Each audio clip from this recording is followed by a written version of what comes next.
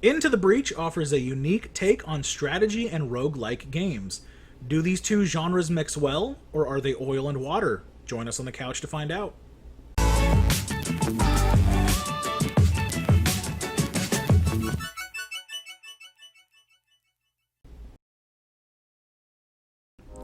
Into the Breach is, at its core, a strategy game with rogue-like elements.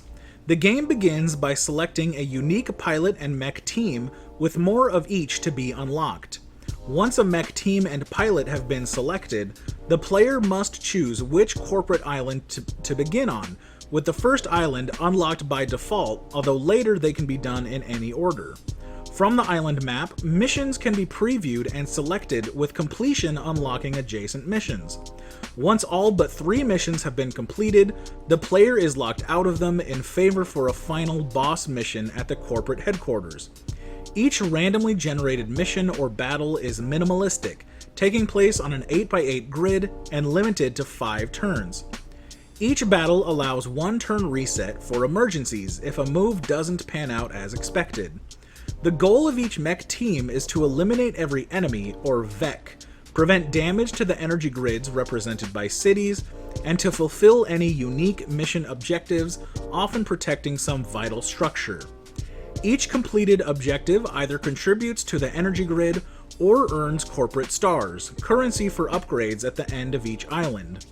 Every mech's attacks either do damage, reposition enemies, or inflicts status effects such as burning, frozen, smoke, or acid.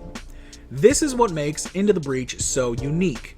Every enemy attack direction and order are highly telegraphed, allowing the player to plan and prioritize collateral damage.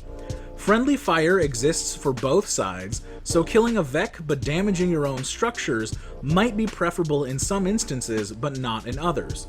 Thus, the enemy's strength can be used against them, with skilled players being able to use enemies to kill their own units.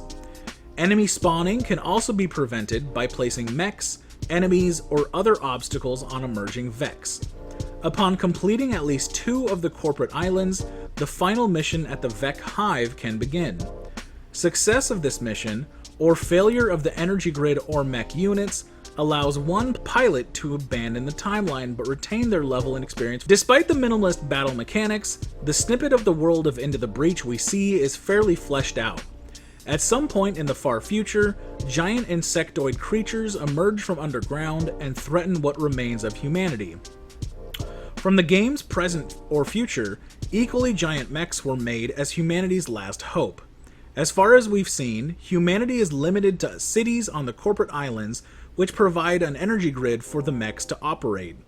Each island is owned by a different, unique corporation, which have a surprising amount of dialogue, although with how many times they have to be read, they quickly become skippable. So too with the pilot's callouts. Each have unique dialogue, but are often missed in the middle of action and strategizing. With the minimalist theme, music is often absent, allowing the battles to take center stage, but music does set the mood before and after a fight. Every time a building is hit through poor positions or lack of planning, it feels like a failure on 2 levels. One, because it damages the energy grid, effectively the player's lives, and 2, the accompanied loss of life, which functions as a kind of score. This creates an emotional attachment and real feeling of failure when cities are successfully attacked. Much of the lore is lost in actual gameplay, however. Cities are functionally simplified to city equals energy, and with a few exceptions, unique buildings really just become fancy-looking cities. Graphically, this is a game that could be run on any potato of a computer, with a style evocative of something from the Game Boy Advance. Despite the simple style, the sprites have an impressive amount of detail. There are 24 unique mechs, plus the 3 additional secret mechs, and over a dozen unique VEC sprites, giving each mission a fair amount of diversity. At less than half a gigabyte, this is a great staple game to keep on your Switch or PC. With almost no loading screens to speak of, it fits perfectly on your hard disk drive, freeing space on your solid-state drive. Perfect on the Switch for those nostalgic, portable Nintendo vibes. The simplicity of the graphics allow the strategy to be the main focus, similar to games like Bad North. With a healthy modding community featured directly on Subset Games' own website, most of them being new mechs, the variety can be increased. I haven't actually played with mods at all, so I'd love to hear about your favorites or any recommendations.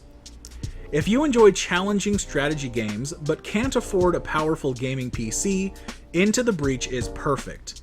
The roguelike and random elements make every run unique. The achievement system gives the player a reason to continue to play after completing every run. Finding and unlocking each pilot increase the playability and meta goals. Unfortunately, once these goals are completed, there is a lack of endgame content. The strength of the mechs and pilots can cap as early as the third island. While this does ensure the player will almost certainly never dominate the enemy, it prevents customizing your mechs further. This can make later runs feel monotonous, since this game doesn't have the diversity of other roguelikes such as The Binding of Isaac, Dead Cells, or Slay the Spire. These problems can be mitigated with the dozen of player mods. Even without mods, I was able to get in over 50 hours of gameplay and still have achievements to unlock and pilots to find. Unlocking every mech team depends on the degree to which they are the focus, but with average play should take between 15 to 20 hours. The game is extremely affordable at only $15. The entertainment value is our attempt to roughly measure how much time of entertainment you're getting per dollar you spend. If you go to a 2-hour movie for $10, that would be an entertainment value of $5 per hour, although it cannot measure the quality of that entertainment. The lower the value, the more entertainment you're getting per dollar spent. At $15, an entertainment value of $1 per hour is easily attainable, with much better values almost guaranteed, with mine sitting somewhere at about 30 cents an hour.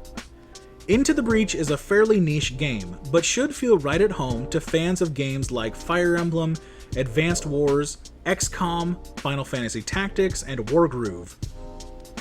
The roguelike elements feel naturally and smoothly implemented. Once all collectibles are found, there's not much to do besides playing for the sake of it, although that's kind of like saying once you've done everything there's nothing else to do. Unfortunately, this can be reached much too quickly for the roguelike elements to be fully enjoyed. With the inclusion of mods, these problems can be worked around. It's a niche game, but it fills its niche perfectly. The unique take on turn-based strategy and minimalistic presentation have earned Into the Breach 4 out of 5 couch cushions. This is a must-have game for fans of strategy or turn-based combat. If you made it this far, I just wanted to say thank you. I'm Dylan, and if you found any value in this video, give it a like. It helps our small channel, and consider joining us on the couch by hitting that subscribe button. If you want to be notified of future video game reviews and Let's Plays, ring that bell icon.